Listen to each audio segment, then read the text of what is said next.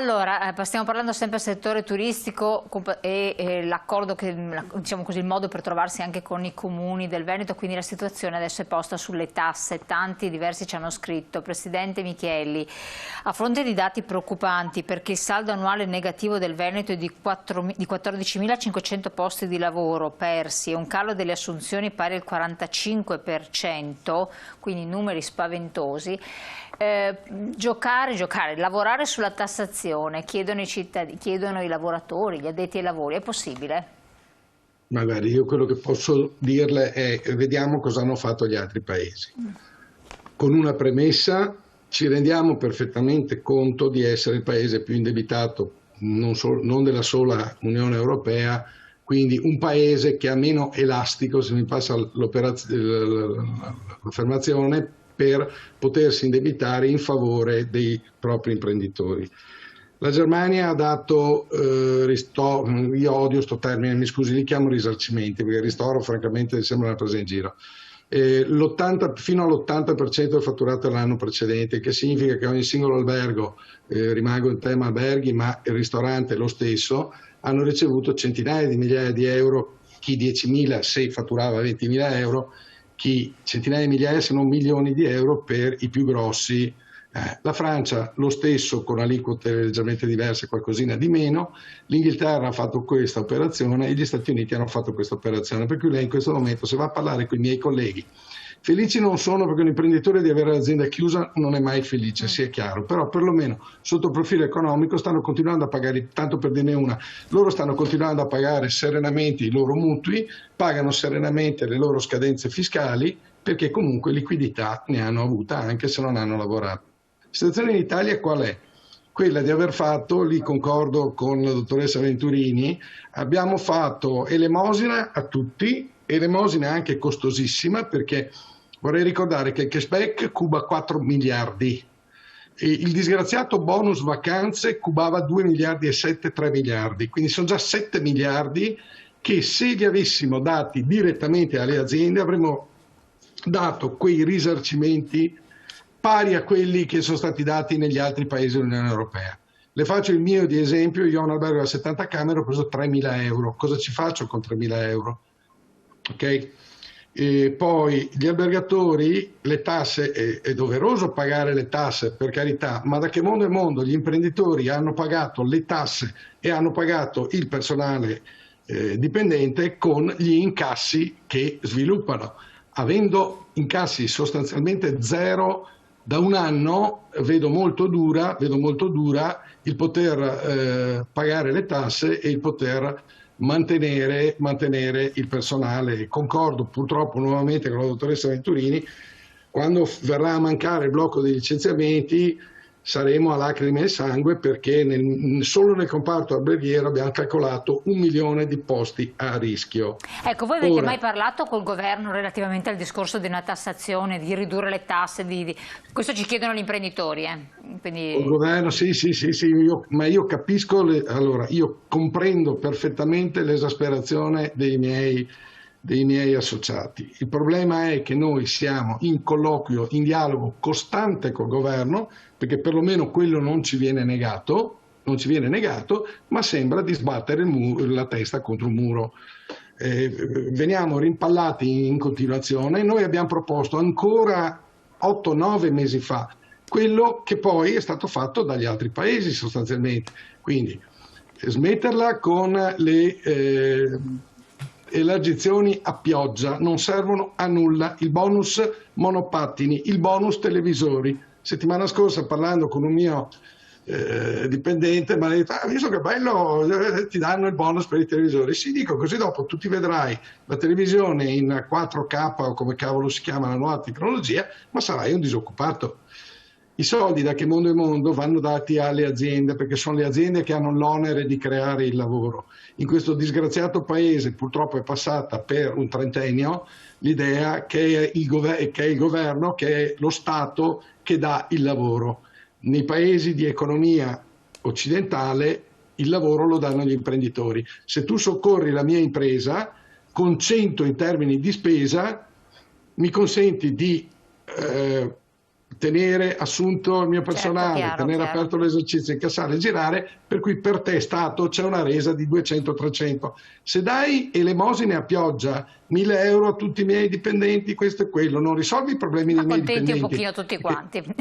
Hai capito? Il gioco delle... Questo è il tema di fondo, questo malinteso senso delle elemosine a pioggia che non servono assolutamente a nulla, ma devastano le casse dello Stato. Io sono terrorizzato all'idea che abbiamo già speso sostanzialmente in quest'anno, ci siamo indebitati per una somma equivalente al famoso Recovery Fund da 209 miliardi. Credo che siamo a 180 miliardi. Il beneficio non l'ha avuto nessuno, perché siamo ancora qui con, nel mio settore, un 30-40% di aziende che non riapriranno perché falliranno, e abbiamo buttato via 180 miliardi. Io sono basito, non ho parole, ho il terrore. Guardi, di fronte alla domanda sul Recovery Fund, io mi sto seriamente interrogando se voglio avere i soldi del Recovery Fund, è meglio che non li abbiamo, perché se dobbiamo semplicemente aumentare il debito pubblico di ulteriori 200 miliardi,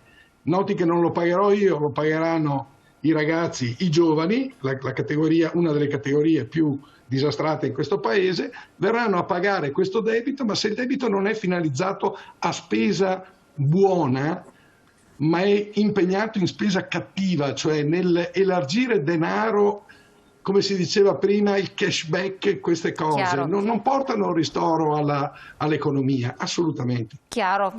Leggo anche un messaggio, poi do la parola alla Presidente Verdulini. Allora, se è vero quello che dite, o al governo sono incompetenti o sono in malafede, magari perché dietro vi sono interessi enormi a fare ciò. Elisa Venturini, dialogo con il governo ed agire un po' sulla tassazione, imposta di soggiorno, imposta pubblicità, Tari, plateatici, che dir si voglia. Cosa ne pensa relativamente, commentando anche quanto diceva il Presidente, ma soprattutto Recovery Fund, c'è modo di interagire, voi che rappresentate i comuni o avete a che fare con le categorie produttive, con il territorio, con il governo, per cercare di agire in qualche modo, di fare qualche intervento? Io sono convinta che comunque di questi 209 miliardi io non so quanti ne arrivino, perché al di là di tutto l'Europa vuole progettualità. E quindi se l'Italia pensa di portare a casa, di mettersi lì con la mano a chiedere l'elemosina per avere i soldi, così a fondo perduto, senza presentare progetti, senza fare riforme, quei soldi ce li sogniamo. E dico, l'Europa ha perfettamente ragione, perché se io fossi un cittadino danese, tedesco, francese e vedessi che i soldi vanno a finire in un pozzo senza fine, dove non so come viene, anzi viene utilizzato per sostenere una spesa assistenzialistica, è chiaro che mi arrabbierei, perché i soldi che vengono dati dall'Europa sono soldi che poi verranno ripagati con le tasse di tutti i cittadini europei. Allora noi siamo riusciti ad ottenere questo risultato di dire l'Europa dà un sostegno, ma guardate che non sono soldi che arrivano così giusto perché l'Italia ha chiesto, ci vogliono delle riforme, e io concordo che nella giustizia, nel fisco, nell'amministrazione pubblica ci vuole un intervento in qualche maniera di ristrutturazione, di risistemazione, perché se pensiamo di continuare ad andare avanti così e a spendere il denaro pubblico e a scialacquarlo, io penso che l'Europa ad un certo punto chiude i rubinetti, perché non ci dobbiamo dimenticare che adesso sono sospese le regole di bilancio.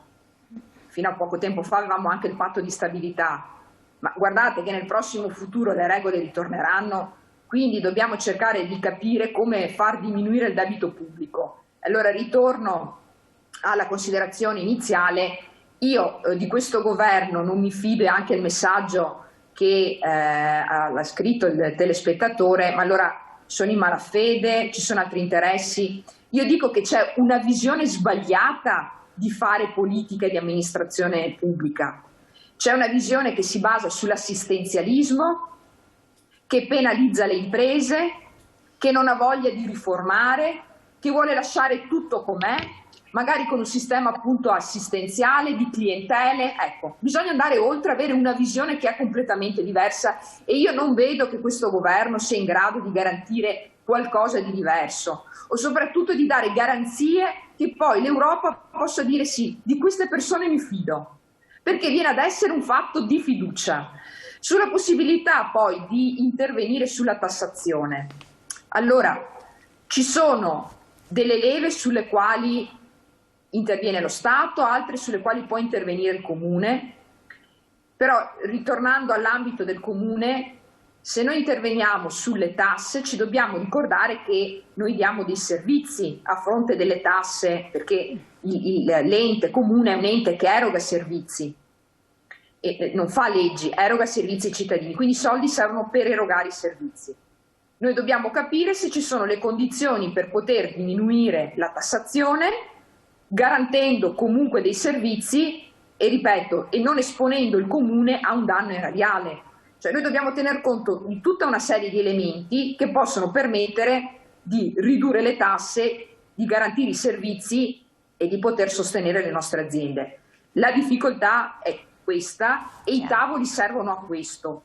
E dico, lo sforzo che noi dobbiamo fare come ANCI, come Associazione di Comuni del Veneto, insieme alle categorie economiche, è quella di metterci insieme in maniera rapida per riuscire a trovare delle soluzioni che possono stare in piedi.